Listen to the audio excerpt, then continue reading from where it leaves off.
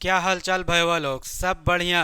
नमस्कार, जय हिंद। आप सभी का स्वागत है आपके अपने चहीते चैनल पे। जैसा कि आप सभी को पता है, क्या पता है, तो अपना सवार है सवारी किस पे, तो सवार है विजय रथ अभियान के ऊपर। जी हाँ, विजय रथ अभियान जो लगातार पेपर 3 की तैयारी करवाया जा रहा है इस महाअभियान के द्वारा, हमारे विजय रथ अभियान के द्वारा।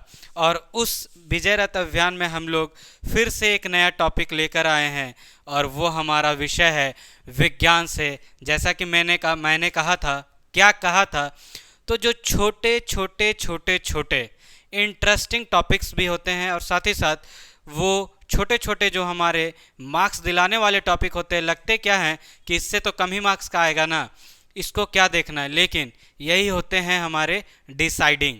तो डिसाइडिंग यही रहेंगे, याद रखिएगा। जैसे विज्ञान, जैसे आप कह सकते हैं कंप्यूटर, रीजनिंग का तो खैर अपना ही रोल है, झारखंड जीके, मैथ्स, तमाम चीज़ों की जो पेपर 3 के हमारे विषय में शामिल है, सभी के प्रैक्टिस आपको यहीं पे कराए जा रहे हैं। तो क्या भैया लोग, आप सभी तैयार हैं? और हमारी प्यारी बहनें लोग, उनसे तो मुझे ज़्यादा ही उम्मीद रहती है, बस फोड़ देना है, ऐसा इस बार तैयारी करना है, उड़ा देना है, एकदम सीजीएल का एक नौकरी अपने लिए सुनिश्चित कर लेना है इस विजय रथ अभियान से।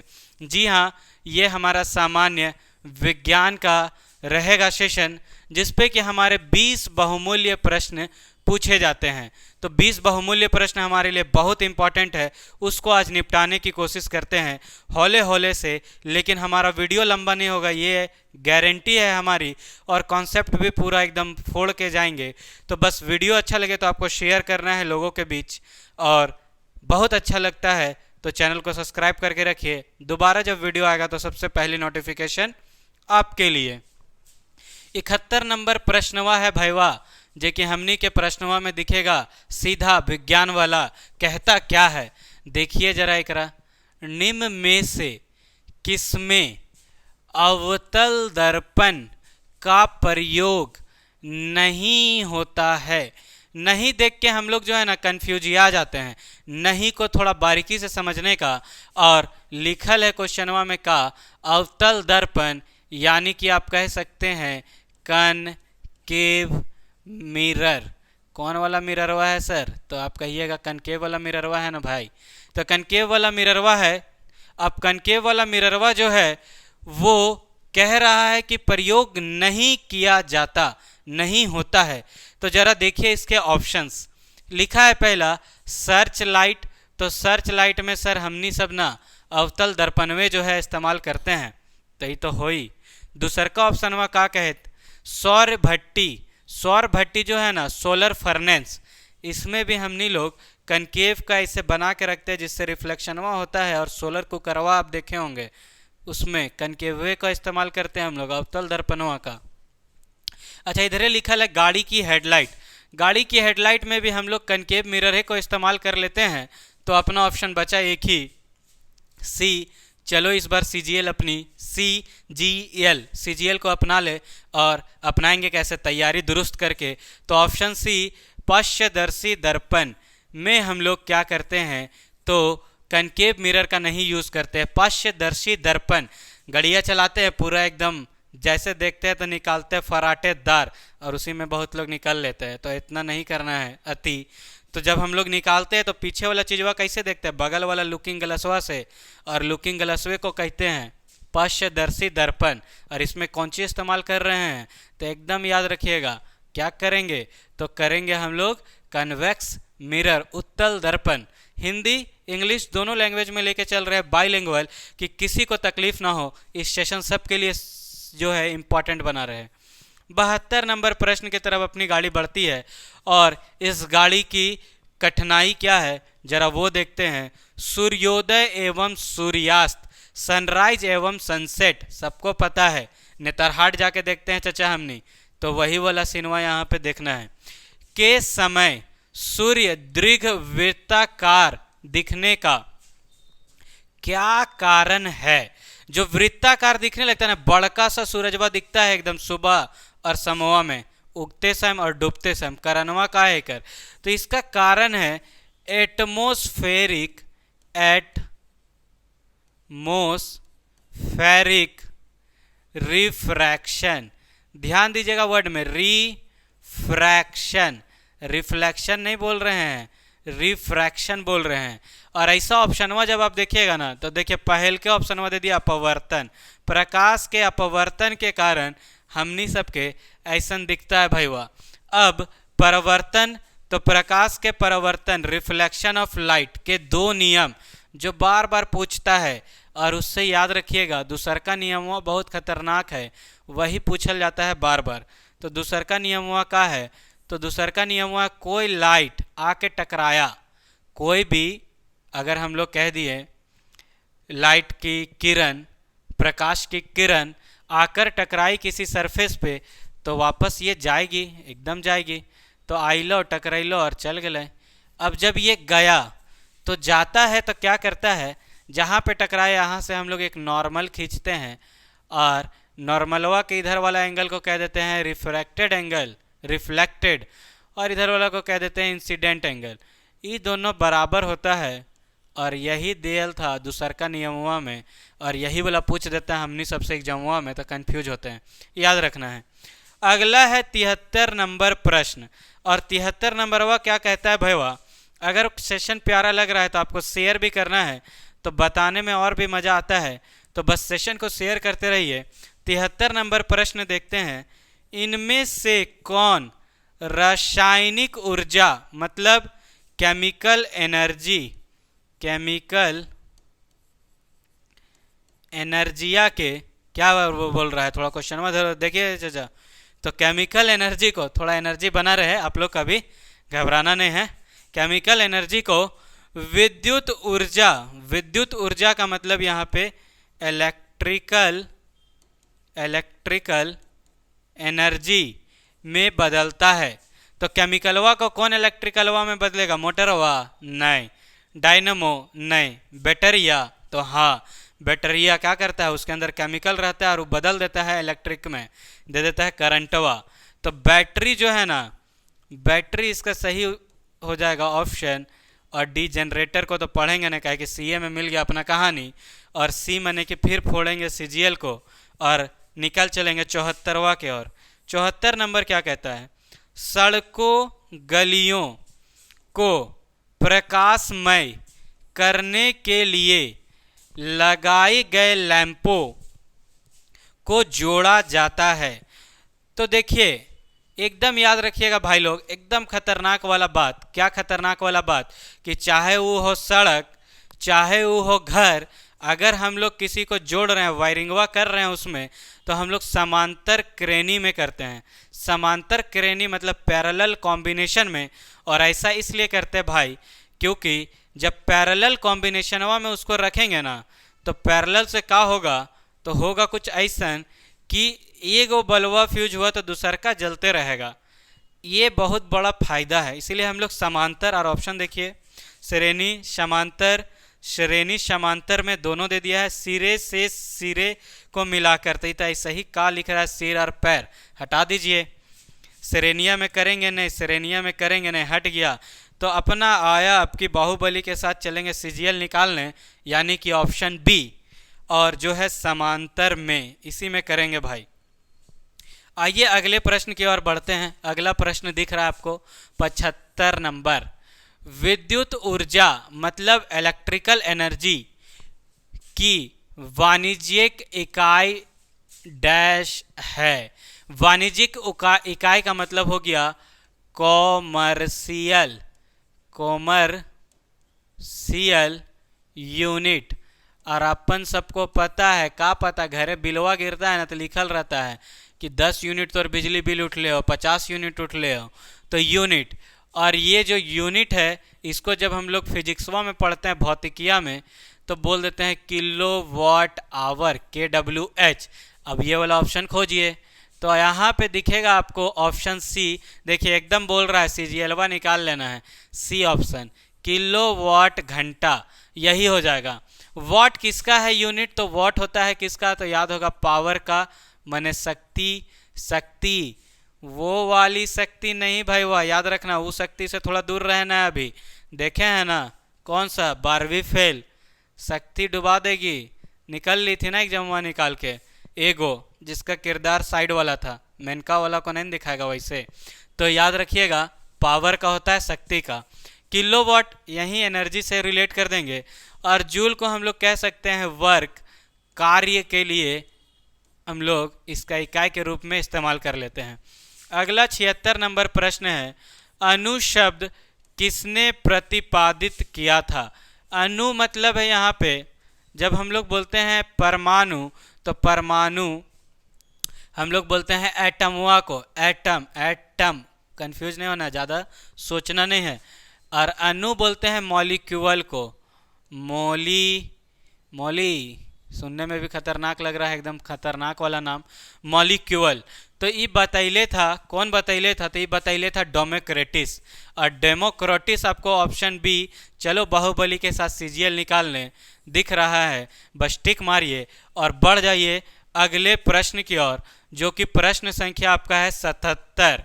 का कहता है 77, रेडियम किस खनिज से प्राप्त किया जाता है। तो डायरेक्ट क्वेश्चन है और हमनी के भी डायरेक्ट याद रखना है, ये प्राप्त किया जाता है पिच ब्लेंड।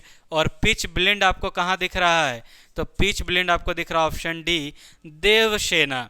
चलिए देवसेना से मुलाकात हो गई फाइनली, तो ये होगा पिच ब्लेंड। और पिच ब्लेंड याद रखिएगा ये कहीं कहीं लिखा रहता है U3O8, इसी से मिलता है, ये और है पिच ब्लेंड से, जिससे मिल जाता है हम लोग को क्या, तो रेडियम। हेमाटाइट आपको पता होगा आयरन का ओर है, लोहा का ओर है हेमाटाइट। और चूना पत्थर के बारे में तो बचपन से पहल का वीडियो से डालल है, तो वीडियो देखिए न पीछे वाला, सब समझ में आएगा। विजय रथ में इतना वीडियो है ना कि सीजीएल का पेपर 3 तो हम गारंटी दे सकते हैं कि यहीं से निकाल लेंगे। 78 नंबर, मेंडलीव की आवर्त सरणी में तत्वों के गुणों को उनके के आगे कुछ छुपा हुआ है, उनके का आवधिक स्वभाव माना जाता है। तो उनके मतलब किस डैश है, वहाँ पे छुपल का जो है ना वहाँ डैश है, उनके डैश का आवधिक स्वभाव माना जाता है। तो जब आपको याद होगा मेंडलीव की आवर्त सरणी, मेंडलीव पीरियोडिक टेबल, तो ये तो मेरा अलगे से डालल है, जो हम लोग पहले चलाते थे विजय रथ से पहले, पूरा चैप्टर वाइज प्रैक्टिस, उसमें एगो पूरा पीरियोडिक टेबल पे बताए हैं। और क्या बताए थे, तो ये किसका है पीरियोडिसिटी, तो ये है एटॉमिक मास का, परमाणु द्रव्यमान का। तो ऐसा ऑप्शन आपको देखिएगा तो परमाणु संख्या ने, परमाणु का आकार नहीं, आयनीकरण एवं एथेनिक, ये सब भी क्या लिख ले है पता नहीं। ऑप्शन बी देखिए क्या है, परमाणु द्रव्यमान, एटॉमिक मास। टिक मारिए और बाहुबली के साथ बढ़ जाइए अगला क्वेश्चनवा की ओर। झट झट बनाना है क्योंकि एक नौकरी अभी लेके रहना है, पेपरवा चेक भी तो करेंगे एक बार, तब ना मजा आएगा। देखिए प्रश्न संख्या आपकी है 79, और 79 प्रश्न संख्या क्या कहता है जरा उसको देखते हैं। तो कहता है निम्नलिखित में से कौन सा एक क्षारीय हल्के, अल्केलाइन लिखा हुआ है, अल्केलाइन नहीं है। अल्केलाइन आपको पता होगा ना, क्षारे को कहते हैं अल्केलाइन, बेस को ही कहते हैं अपन लोग अल्केलाइन। तो भाई वाह, हम लोग एक कॉन्सेप्ट पढ़े थे क्वेश्चनवा में, वही याद रखना है। धात्विक ऑक्साइड, धात्विक, इसको मिटाइए फिर से लिखिए सर, धात्विक ऑक्साइड,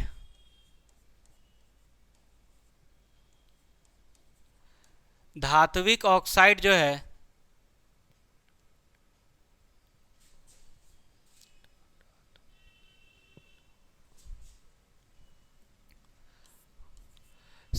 धात्विक ऑक्साइड जो है, तो ये ऑक्साइड जो है कैसा होगा, तो ये होगा क्षारीय। अच्छा धात्विक के बाद क्या, हाँ ये होगा क्षारीय, ये होगा अल्केलाइन। और जो अधात्विक ऑक्साइड है जिसको कहेंगे नॉन मेटेलिक ऑक्साइड, अधात्विक ऑक्साइड, ये कैसा होता है, तो ये होता है आम्लीय, एसिडिक। तो प्रश्नवा अपन से पूछल है का कि क्षारीय नहीं है। तो कंफ्यूज नहीं करिएगा, नहीं है पूछा है तो जरा देखिए, सोडियम धातु है तो ये तो काट दीजिए, होगा। लिथियम धातु है, होगा। पोटेशियम धातु है, होगा। लेकिन सल्फरवा जो है ये अधातु है। और देवसेना ने बोला चलो मेरे साथ, तो क्यों मना करेंगे? देवसेना बोलेगी मना कर देंगे, चलेंगे ना जी। तो बस चलेंगे डी के साथ, सल्फर। और 80 नंबर में पहुंच जाएंगे। 80 नंबर प्रश्न हमारा क्या कहता है? तो 80 नंबर प्रश्न है, हथेली पर रखने पर निम्न में कौन सा पिघल जाएगा? तो सीधा याद रखना है, गैलियम एंड सीजियम पिघल जाता है। ऐसा ऑप्शन आपको दिखेगा, ऑप्शन बी में दिख रहा है, बाहुबलिया वाला। चलो बाहुबली के साथ सीजीएल निकाल ले, गैलियम और सीजियम मार के, जीए गैलियम और सीएस सीजियम।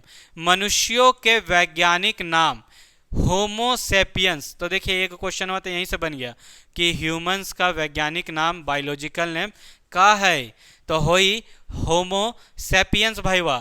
तो होमोसेपियंस का अर्थ क्या है? इसका अर्थ क्या है? ये नाम क्यों दिए? तो इसका मतलब है वाइड, बहुत ज़्यादा वैरायटी है, इसीलिए कहते हैं हम लोग होमोसेपियंस। और ऐसा ऑप्शन अपनी देवसेना रखी है बचाकर, वाइज हेमोनिड। हेमोनिड, वाइज हेमोनिड के कारण कहते हैं हम लोग, क्या कहते हैं? तो कह देते हैं सीधा होमोसेपियंस।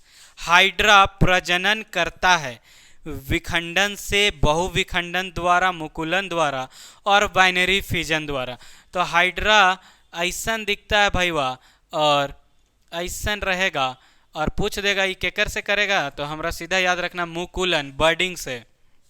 ऑप्शन सी मुकुलन द्वारा, यानी कि बर्डिंग द्वारा। 83 नंबर प्रश्न, सामान्यतः निम्नलिखित में से कौन सा कैंसर का कारण नहीं है? जब हम लोग को नहीं बोलता है तो अपन लोग वहीं कंफ्यूज हो जाते हैं, तो नहीं को थोड़ा ध्यान से सुनना है। और बोला है कैंसर का कारण, तो पर्यावरणीय कारक हो सकता है, आनुवांशिक उत्परिवर्तन हो सकता है, आनुवांशिक संशोधन कुछ लिखा हुआ है, ये वाला तनी यहाँ पे ढकाइल है, तो वो हो सकता है। लेकिन जैसे ही कहेंगे ट्रांसमिशन, तो याद रखिएगा ट्रांसमिशन नहीं होगा, ट्रांसमिशन से नहीं होता है कैंसर। तो ऑप्शन सी को टिक करके और अगले स्लाइड में अगले क्वेश्चन के लिए हम लोग निकल चलेंगे। कहता क्या है 84 नंबर प्रश्न, डैश, बहुत बढ़िया, मांसल नलिकाएं होती हैं जो मूत्र यानी कि यूरिन, ऐसे तो ये बतिया सबको समझ में जाता ही है, समझ में आ जाता है। मूत्र को गुर्दे से मूत्राशय, गुद्दे से मूत्राशय की तरफ आगे ढकेलती है। तो कौन ढकेलेगा ऐसा? तो ऐसा ढकेलेगा उसका जो वाहिनी है वो, और ऐसा वाहिनी अपने बाहुबली रख ले है, बी फॉर बाहुबली, क्या मूत्र वाहिनी, जो कि आगे ढकेलने का काम करेगा। 85 नंबर, पुरुष प्रजनन तंत्र के उस अंग की पहचान करे जो शुक्राणु माने जो इंग्लिश मीडियम वाला है याद रखना स्पर्म, और क्या तो और मूत्र मतलब यूरिन, दोनों के लिए एक ही मार्ग का निर्माण करता है। तो मेल रिप्रोडक्टिव सिस्टम भाई लोग हम लोग पढ़े हैं, और जब पढ़े हैं तो देखते हैं जो स्पर्म है और यूरिन है लास्ट आते आते एक के डक्टवा से बाहर आता है, और उसको क्या कहेंगे? तो उसको कहते हैं मूत्र मार्ग, याद रखिएगा यूरेथ्रा कह देते हैं अंग्रेजी वालन को। तो बस ऑप्शन डी देवसेना के साथ निकल चलिए और अगले प्रश्न 86 नंबर पे पहुंचिए, क्योंकि इस बार एक नौकरी पक्की और सेशन प्यारा लग रहा है, तो शेयर ये आपके तरफ से बनता है। कौन सा विटामिनवा की कमी है का? तो विटामिन शरीर में कैल्शियम के अवशोषण को बढ़ाता है। तो कैल्शियम के अवशोषण को कौन बढ़ाएगा भाई वाह? तो कैल्शियम है, पता है ना, बढ़ाएगा कौन? तो एकरा बढ़ाएगा डी, विटामिन डी। क्या तुम्हारे में विटामिन डी की कमी है? ऐसा करके परचरवा देखते हैं ना हम लोग, तो बस विटामिन डी, और विटामिन डी यहाँ पे लिखा ऑप्शन बी में, तो बाहुबली पूरा बन रहा है डी, जिसका कि याद रखिएगा बायोलॉजिकल नेम हो जाता है कैल्सीफिरोल। ये भी पूछ दिया है बहुत बार। अरे इसके लिए सेपरेट वीडियो अपन लोग डाले हुए हैं जहाँ पे विटामिन नेम का पूरा बात किए हैं। और 87 प्रश्न, निम्नलिखित में से कौन सा बहुबीजी फल नहीं है? बहुबीजी मतलब मल्टी सीड और नहीं है, ध्यान दीजिएगा। तो जेकर में एगो सीड होगा वही पपीतवा तो जैसे काटते हैं तो सीड के भंडार लग जाता है, बीजवा का भंडार हो जाता है, तो ये तो होगा नहीं। सेबवा को एकदम प्यार से काटिएगा, 4-6 गो सीड दिखेगा, तो ये भी नहीं हो सकता है। बचा उधर लिखल है अनार भी बहुबीजी है। लेकिन लीचिया को जब देखते हैं ना, तो लीचिया हम लोग को दिखता है एकदम एक गो बीज बड़का सा, जितना बड़ा फल है उससे बड़ा हो जाता है इसका तो उससे बड़ा इसका हो जाता है बीजवा। तो लीची हो जाएगा हमारा ऑप्शन सी। चलो सीजीएल निकालते हैं, तो ऑप्शन मार के और निकाल लेना है सीजीएल। और अगले प्रश्न की ओर बढ़ेंगे, जो कि प्रश्न संख्या होगा हमारा 87वां। तो 87 क्या कहता है? निम्नलिखित में से कौन सा बहुबीजी, अच्छा ये तो रिपीट है, तो भैया लोग हम लोग मार लिए, लीचिया को मारेंगे और 88 में आ जाएंगे। कौन सा बैकअप के बारे में सच नहीं है? नहीं बोला है कंप्यूटर। देखिए कंप्यूटरवा जोड़ दिया है, इसीलिए तो कंप्यूटर वो हम ले रहे हैं साथ साथ कि एकदम उड़ा देना है। कंप्यूटर फाइलों की सटीक प्रतिलिपि, तो बैकअप में ये क्या प्रतिलिपि वाला बात कर रहा है? यह कारोबार की निरंतर योजना का हिस्सा काहे का निरंतर सर?